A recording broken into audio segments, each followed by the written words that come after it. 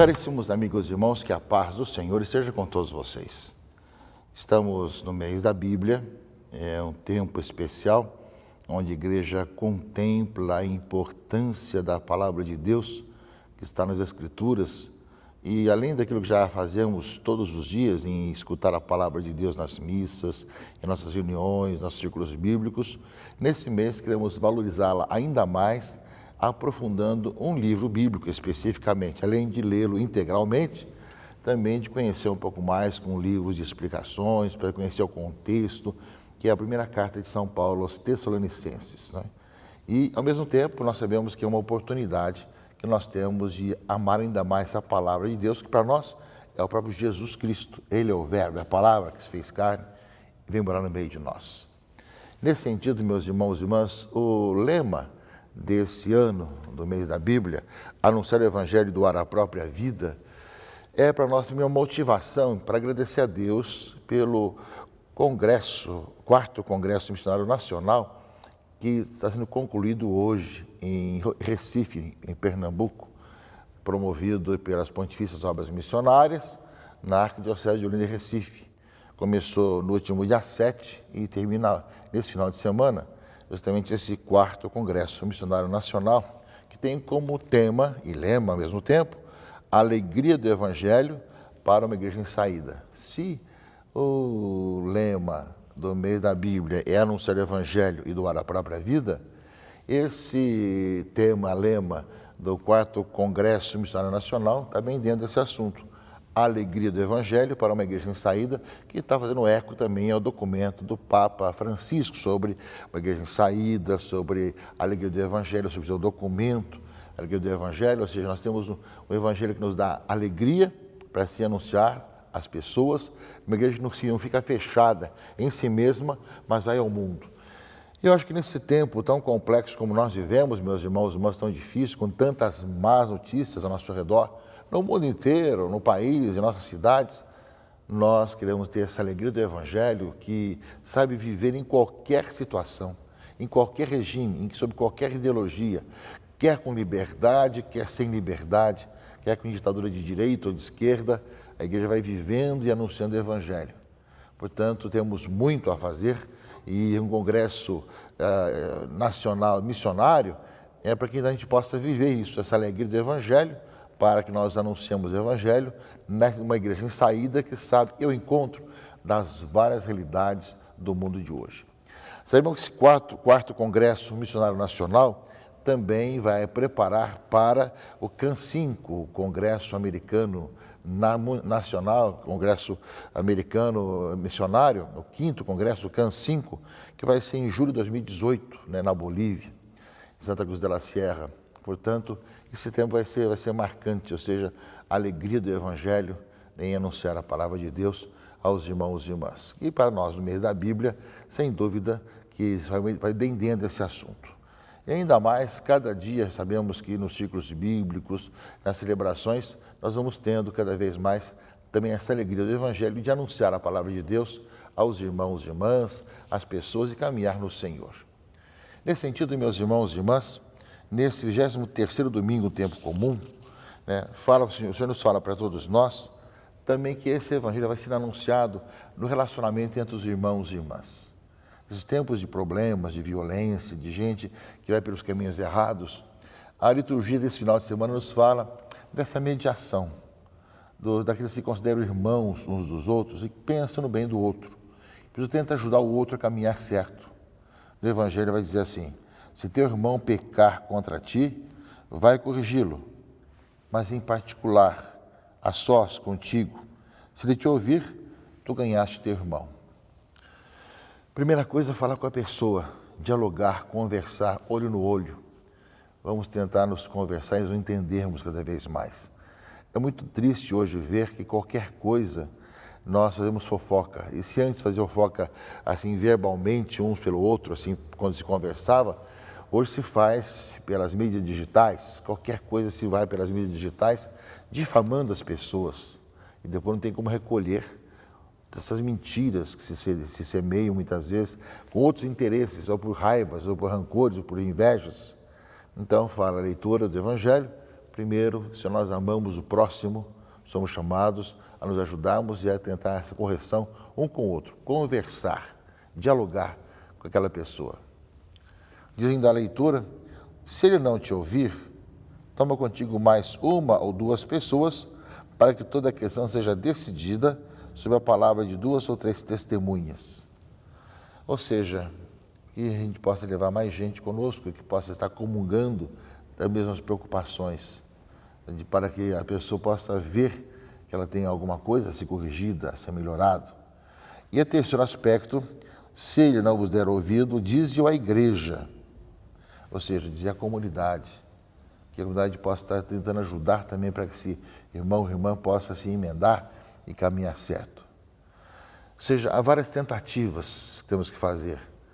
Sozinho, pessoa olho no olho, com 2, 3 testemunhas de gente conhecida para ajudar a dialogar, ou então a comunidade, dizer para a igreja que é necessário que nós rezemos e nos ajudemos para que aquele irmão ou aquela irmã possa estar se corrigindo, talvez, da sua falha, do seu erro. Porém, diz a leitura, se nem mesmo a igreja lhe ouvir, seja tratado como se fosse um pagão ou um pecador público. Quer dizer isso? É alguém que tem que começar de novo, alguém que tem que ser evangelizado. Um pagão, um pecador público tem que estar começando de novo, portanto, um trabalho todo de missão evangelizadora. Muito claro isso para nós, meus irmãos e irmãs, ou seja, de ver como é necessário, né, que nós nos entendamos de um jeito ou de outro. Ou seja, conversando, ou tendo algumas testemunhas, ou tendo toda a igreja junto conosco. E se nem é assim, nós vemos que é necessário que a pessoa mude de vida e para isso precisa evangelizar de novo. Por isso, seja como um pagão, um pecador público, como um publicano, que tem que ser chamado à evangelização, à missão, tem que lembrar mente dessa transformação do coração. A palavra de Deus, meus irmãos e irmãs, é muito clara para nós e não nos leva a rancor das pessoas, mas assim, a querer bem as pessoas, as pessoas a terem vida, a deixarem o caminho velho para um caminho novo. Além disso, meus irmãos e irmãs, fala a leitura do Evangelho, tudo que ligares na terra será ligado no céu, e tudo que desligares na terra será desligado no céu. Ele diz depois para Pedro essa mesma frase, de tal maneira que seja esse encontro de poder absolver, de poder recomeçar, aqui e no céu estão sintonizados. E diz a importância da comunhão entre nós. Se 2 de vós estiverem de acordo na terra sobre qualquer coisa que quiserem pedir, isso lhe será concedido por meu Pai que está nos céus. Pois, conclui a leitura, onde 2 ou 3 estiverem reunidos em meu nome, aí estou eu no meio deles. Portanto, meus irmãos e irmãs, a palavra de Deus é muito clara para nós. Lembra dessa ligação com a céu e terra, o que desligar e o que ligares. Lembra a importância de estarmos juntos naquilo que nós falamos e pedimos, e que a importância onde 2 ou mais, fala aqui a leitura, estiverem reunidos em meu nome, eu estou no meio deles. A consciência de que quando nós conversamos e estamos rezando e falando de Jesus, da sua palavra, Ele está no meio de nós. Também quando nós vamos conversar para corrigir algum irmão, correção fraterna, sendo o Senhor, Ele está no meio de nós. Se são algumas testemunhas que vão lá não para pisar na pessoa, mas para ajudar, Ele está no meio de nós. Ou seja, a consciência, quando nos reunimos em nome de Jesus. Ao mesmo tempo, meus irmãos e irmãs, na leitura de Ezequiel, leitura primeira desse final de semana, fala justamente disso, que eu te estabeleci como vigia para a casa de Israel. O profeta tem essa missão, você tem que estar vendo o que está acontecendo. Logo que ouvir alguma palavra na minha boca, tu deves advertir o meu nome. Portanto, é a palavra de Deus que deve nos ensinar a advertir a pessoa. E se eu disser ao ímpio que ele vai morrer, e tu não lhe falares, advertindo-o a respeito da sua conduta, o ímpio vai morrer por sua própria culpa, mas eu te pedirei contas da sua morte. Se Deus nos mostra que precisamos falar para alguém, para mudar de vida, que está no caminho errado, e nós não falarmos e a pessoa depois se estragar a sua própria vida, nós somos responsáveis, diz a leitura de Ezequiel. Mas, se advertires o ímpio a respeito da sua conduta, para que ele se arrependa, mas ele não se arrepender, o ímpio morrerá por sua própria culpa, porém tu salvarás a tua vida. Ou seja, nós somos responsáveis uns pelos outros. Diferentemente daquela questão de Caim e Abel, se eu por acaso guardo do meu irmão, nós somos chamados a sermos responsáveis uns pelos outros. A ver que nós devemos ajudar as pessoas a terem vida, e vida em plenitude, para que nele nossos povos tenham vida, é o tema do mês da Bíblia. E ao mesmo tempo, meus irmãos e irmãs, de ver que nós somos responsáveis para que essa vida aconteça, para que as pessoas experimentem cada vez mais a certeza de que o Senhor vai nos conduzindo, nos ajudando a viver, né, com essa vida nova que vem do Evangelho. E por fim, meus irmãos e irmãs, nós temos a segunda leitura desse domingo, da carta de São Paulo aos Romanos, capítulo 13, versículos de 8 a 10, né? Lembrando, meus irmãos e irmãs, que no meio dessas questões todas de correção fraterna, de sermos profetas que chamam a atenção quando é necessário, né? Sabemos que isso se faz por amor. Quem ama o próximo cumpriu a lei. De fato, ele vai dizer os mandamentos: não cometerás adultério, não matarás, não roubarás, não cobiçarás, ou qualquer outro mandamento, se resume neste: amarás o teu próximo como a ti mesmo. O amor não faz nenhum mal contra o próximo. Portanto, o amor é o cumprimento perfeito da lei. Então, nessa questão da correção fraterna, como diz a leitura do Evangelho, e nessa responsabilidade do profeta, que não pode se omitir, nós vemos que a segunda leitura completa, dizendo que tudo deve ser feito no amor ao próximo. Sabemos que quando Jesus foi perguntado sobre o maior dos mandamentos, vai dizer: amar a Deus, e o segundo é semelhante, amar ao próximo. E diz aqui justamente a carta de São Paulo aos Romanos: quem ama o próximo não faz o mal ao seu irmão, não rouba, não mata, não pega contra o adultério, enfim, é alguém que procura o bem do outro. E meus irmãos e irmãs, colocando isso em prática, não sendo apenas uma teoria, né, nós vemos que o mundo muda. Quando você pensa em ajudar o outro, pensa em fazer o bem ao outro, pensa em ser responsável de não pensar em si mesmo, mas pensar no outro. Amar o próximo, né, resume toda essa parte aqui dos 10 mandamentos que fala do relacionamento com o outro. Quer dizer, quanto realmente existe verdadeiro amor ao próximo, saberia andar no caminho de Deus. E Paulo é bem concreto: não cometerás adultério, não matarás, quanta gente mata um ao outro, não roubarás, quanta gente desvia a corrupção, tanta coisa mais, não cobiçarás, inveja, maledicência, tudo mais. Enfim, ou qualquer outro mandamento, é amarás o teu próximo como a ti mesmo. Nisso, meus irmãos e irmãs, nós vemos que isso transforma o mundo, transforma nossas vidas também. Que nós, nesse final de semana, possamos estar atentos à palavra do Senhor.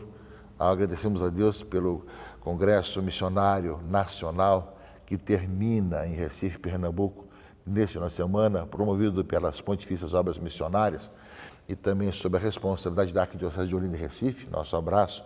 As duas estão concluindo esse Congresso Missionário Nacional, preparando o Congresso Americano, né, Missionário, que vai ter na Bolívia ano que vem. É uma oportunidade. Nós pedimos ao Senhor que nos faça sempre mais missionários, evangelizadores, preocupados, como diz a leitura, justamente, em poder fazer o bem, em ajudar o outro, pensar no outro, para que o outro também ande no caminho certo. Sabemos que somos responsáveis uns pelos outros. Nesse sentido, nós lembramos que, como nós somos responsáveis um pelo outro, também nós somos responsáveis por toda a igreja no Brasil. Nesse final de semana, estamos tendo em todas as missas, em todas as paróquias de todo o nosso país, uma coleta especial decidida na última Assembleia dos Bispos em Aparecida, em prol do trabalho de evangelização da CNBB, que deve se adaptar e ajudar, né, a ter locais especiais, locais próprios para esse trabalho em Brasília, onde está situada a nossa sede, da nossa Conferência Episcopal. Portanto, com generosidade, nesse amor ao próximo, nesse amor pela missão da igreja, saibamos também fazer com que essa coleta pela nossa Conferência Episcopal aconteça nesse final de semana com generosidade, com disponibilidade. Mas em tudo, pensemos bem que somos chamados esse povo, de uma igreja em saída, ao mesmo tempo semear a alegria do Evangelho, e para podermos, ao evangelizar, justamente levar a vida para todos, para que as pessoas tenham vida e vida em abundância, vida em plenitude. E as coisas são muito simples, né? Trabalharmos pelo bem e no amor ao próximo. Que Deus abençoe e guarde a todos, em nome do Pai, e do Filho e do Espírito Santo. Amém.